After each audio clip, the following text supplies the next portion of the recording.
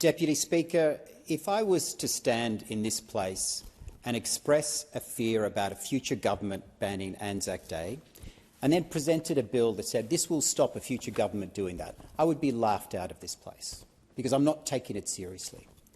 If I was to say that I'm scared and worried about a future government banning Christmas, and I said, well, here's a bill to stop a future government banning Christmas, I would be rightly laughed out of this place. Laughed out of this place. If I was to say, Deputy Speaker, I'm worried about future governments legislating to kill all firstborn males, and here's a bill to stop it, I would quite rightly be laughed out of this place. And that's all this is. This is a joke by the Labor government on the Australian people. It is a joke that goes for 6 pages, that is designed for one purpose, to be put on a tile on social media or a DL in your letterbox. So to Australians who are watching, if you are going to get one of those DLs in the next few months or you see it pop up on an ad, know that this government is not treating you with the respect that you deserve. Because the other thing you're getting in your letterbox, other than a DL that has this rubbish on it, is your increased power bills, your increased insurance, your increased gas. And there's nothing coming from this government to address those problems. Instead, they sat around in a tactics meeting with empty pizza boxes thinking, what are we going to do? What's some issue we can manufacture to scare people? Not to inspire people, but to scare them. And on that, I'd like to reference the Prime Minister's own words.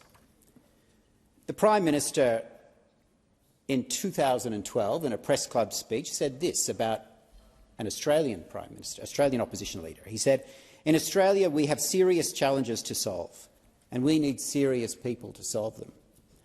Unfortunately," and this is quoting Anthony Albanese, "Tony Abbott is not the least bit interested in fixing anything. He is only interested in 2 things, making Australians afraid of it and telling them who's to blame for it." Now, those words were given in the press club in 2012 by the now Prime Minister. They were so inspiring, Deputy Speaker, so inspiring, they featured in a Hollywood movie 17 years earlier, when Aaron Sorkin had then Michael Douglas, acting as the American president, said this, and it might sound familiar, Deputy Speaker. "We have serious problems to solve, and we need serious people to solve them. And whatever your particular problem is, I promise you, Bob Rumson is not the least bit interested in solving it. He is only interested in 2 things, making you afraid of it and telling you who's to blame for it." Wow. Well, Deputy Speaker, the person who came up with this bill knows that we have serious problems to solve and we need serious problems to solve them. But that person's not one of them. He's interested in 2 things, making you afraid of it, that this might be sold, the NBN might be sold, and telling you who's to blame for it. That is the only purpose, the only purpose. So when Prime Minister Anthony Albanese channelled Aaron Sorkin in the press club in 2012, he needed to heed his own advice, and this is not a serious bill. Because, Deputy Speaker, what we've been asked to do by this Labor government is to amend their own bill, And many speakers before me have referred to these particular quotes, but they are worth repeating. In the then minister's statement, which was then Stephen Conroy, the heading said this: "Government committed to the sale of NBN Co." The heading. And then Senator Conroy said this is in a press media release from him. Senator Conroy said the Gillard government remained firmly committed to selling its stake in NBN Co after the network was fully built and operational, subject to market conditions and security considerations. Now, that was on the 22nd of November 2010. And then 3 days later, in a speech given by the member for Grayndler, the Prime Minister, as he was then the Minister for Infrastructure and Transport, he said in his speech to this bill, the original bill for the Act we're amending, "It also sets out arrangements for the eventual sale of the Commonwealth stake in the company once the NBN rollout is complete, including provisions for independent and parliamentary reviews prior to any privatisation, and for the Parliament to have the final say on the sale." So we had a Labor government with the then Prime Minister committing to the sale of NBN. And we've been asked to take this government seriously on this joke of a bill which is designed for one purpose, which is to scare people and be put on material on their screens and in their letterboxes. Because this government has a choice, and instead of sitting around in tactics meetings about what goes on tiles and DLs, they should be turning their mind to solving real problems that Australians have. That's what a serious government would do. That's what a serious Prime Minister would do. So if you want to help Australians, you would cut back bloated government spending.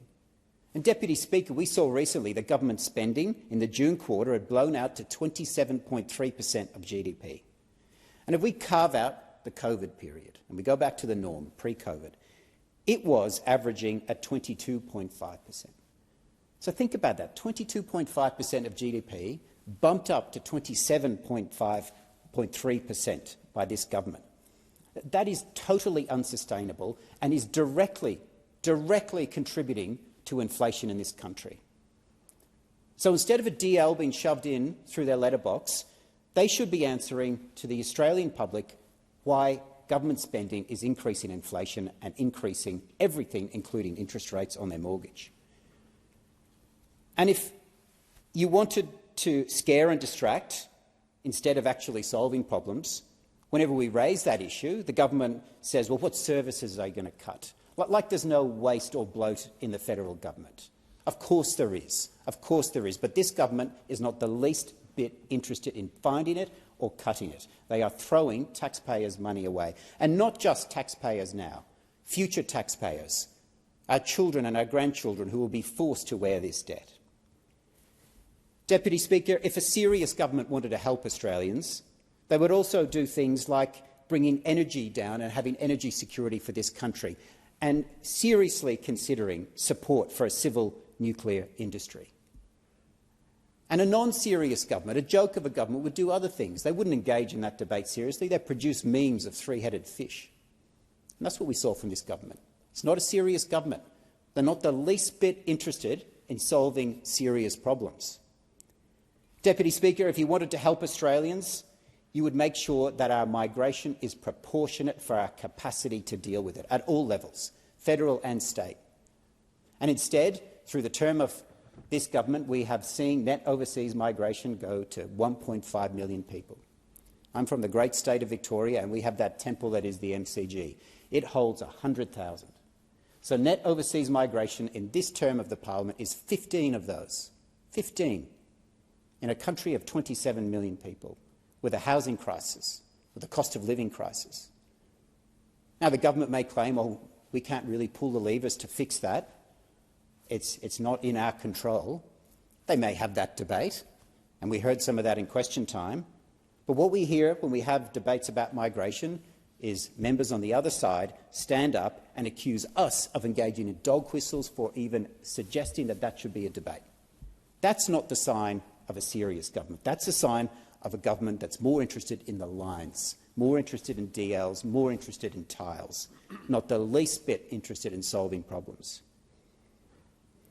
Deputy Speaker, if you wanted to really help Australians, you would make sure that our nation is secure.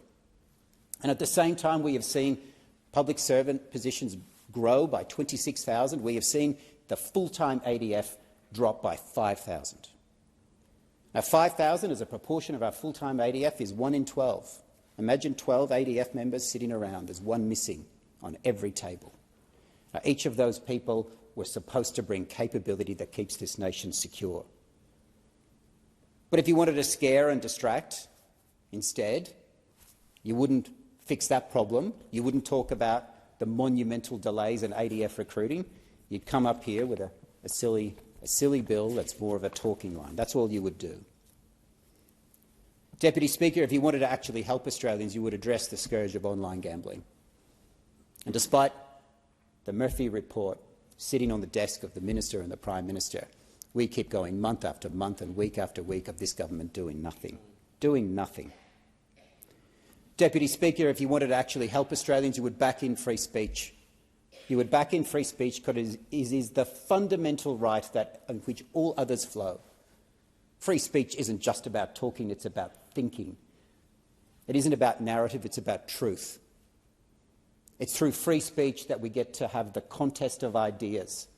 With open hearts and open minds, we actually get to see if our ideas hold water. And if they don't, and if we actually have an open mind and an open heart, we will move further to the truth. That's what you would do if you were serious and wanted to help people. Instead, we have this government producing its mad bill where it wants us to move closer to a technocracy, where particular people are carved out, including us in this place, or academics or journalists. But ordinary Australians, you're not allowed to have free speech. Not you. Not you. You will be governed by your betters. That's not the sign of a serious government that believes in things. Deputy Speaker, if you actually wanted to help Australians, you would address the cost of food that has risen by 12%. You would address the cost of housing that has risen by 13%. You would address the cost of rents that have gone up 16%, and you would look at insurance at 17% through this term, and gas, which people use to cook their food and we need for our industry, is up 33%. But instead, this non-serious joke of a government comes in and waves around more spending on the symptoms and not the cause. And that's all we get from this government, increasing the very thing that's fueling inflation, and at the same time saying, oh, don't worry about that. Here's a little bit of help. I'll throw some more of your money back at you and say I'm fixing it. So increase your bills by $100, but then say, you're fine, here's $10 more. Don't worry about it. It's all good. A serious government would look at the causes of inflation, not the symptoms. A serious government would address bloated government spending, because we know that that is the singular cause of increasing inflation in this country, and the RBA has told us that. Deputy Speaker, if you wanted to actually help Australians, you would seriously look at productivity in this country. And flatlining productivity has led to 6 quarters of negative GDP growth per person. That's the only measure that matters. It's the only measure that matters. And instead, to avoid a technical recession, we've seen this government crank the levers they say they don't control to prop up net overseas migration, to say, oh, well, how good are we? We've avoided a technical recession. Well, avoiding a technical recession has nothing to do with how people feel, nothing to do with the real lived experiences of Australians who are begging for inflation to come down, who actually want this government to control its spending because they're controlling theirs, who actually want to make sure that they're not leaving their children a worse future than they were inherited for themselves. A serious government would address those problems. A joke of a government would introduce bills like this.